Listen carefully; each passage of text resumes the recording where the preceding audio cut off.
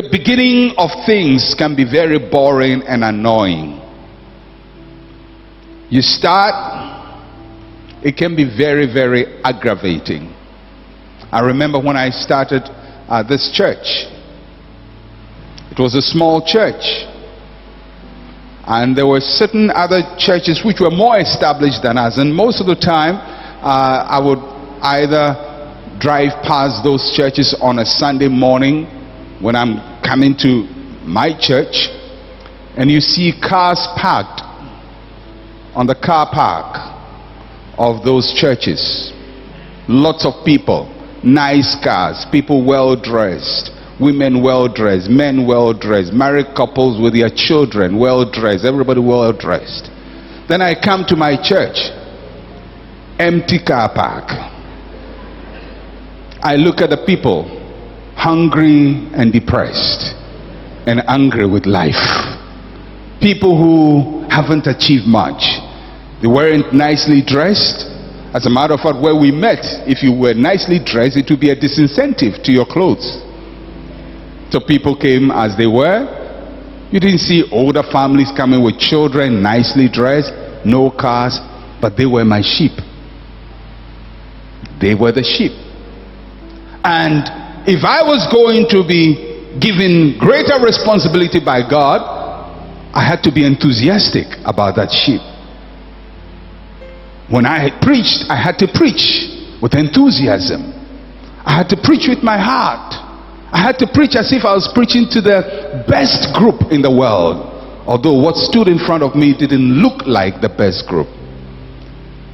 If you despise the little things, nobody will give you great opportunity. I made a commitment to God that when I stand before the people to preach, I would never stand unprepared.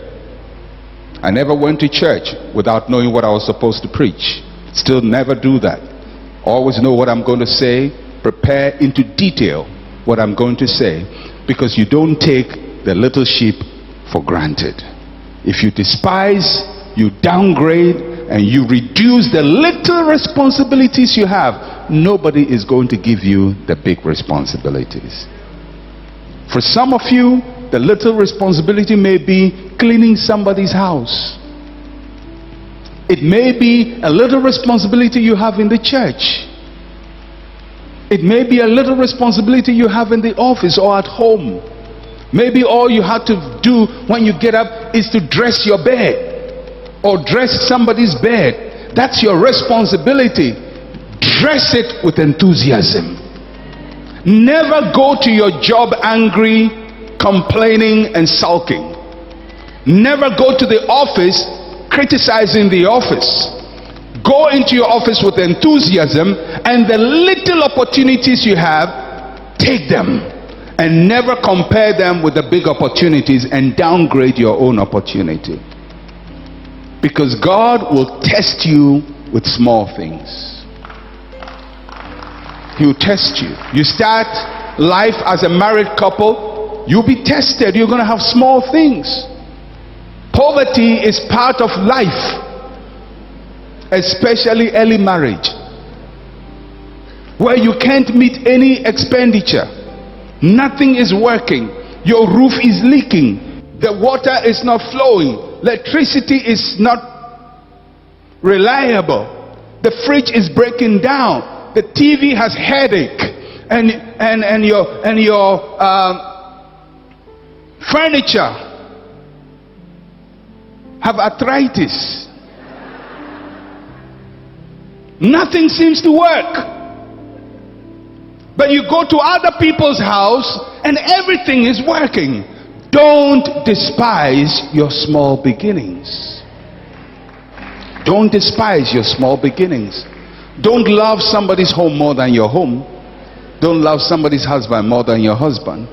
That's what you bargained for, and that's what you got. Don't look for an already made person. Grow what you have.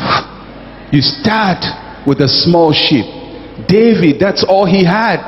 He didn't have an army. He had small sheep, but that was his army. And when he had to do this errand, he took good care of them. He had an eye for the small things. Thirdly, to be faithful in little things, this is one lesson you must learn. Whilst moving on to bigger things, keep your eyes on the small things. Many times people get promised of with great things, and all of a sudden they have no respect for the little things. David could actually have said, now I know I'm going to be king. Samuel has anointed me. I'm going to the battle. I'm fed up with this sheep, and leave the sheep unattended. If they die, they die. After all, I'm going to be king. What would you do if you had a promise? If you have, sometimes I see married couples who have a great offer, maybe to go to America, and they leave their children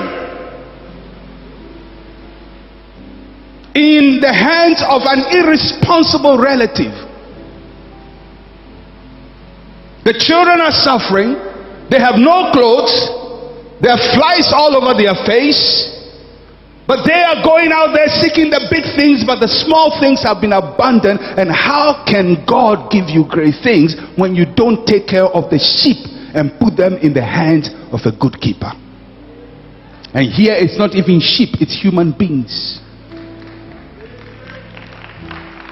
How can couples leave their children for 10 years, 12 years, looking for money in America, or Germany, or London? And you say, well, one day when I make money, I will solve the problem. Who tells you money solves problems? There are many things money cannot buy. It cannot buy good training. It cannot buy confidence. It cannot buy love. It cannot buy affection. You may get all the money, but your children will always feel they are second class. They are second class to your money, to your dreams, to your vision. If you are not faithful in little things, how can God give you big things? No wonder those people go there and hustle and clean white people and clean toilets and clean for 4 different jobs and never make any money, because they have abandoned the first rule of faithfulness in little things. Yes, God has called you to great things, but be careful that the sheep will be left in good hands. And it's not only in children, it's in every area of our lives. Don't be too enthusiastic about big vision, big dreams, big ideas, that you forget about the little things that God has committed to you. Because He's not judging you by the big things, He's judging you by the little things. Faithfulness in little things.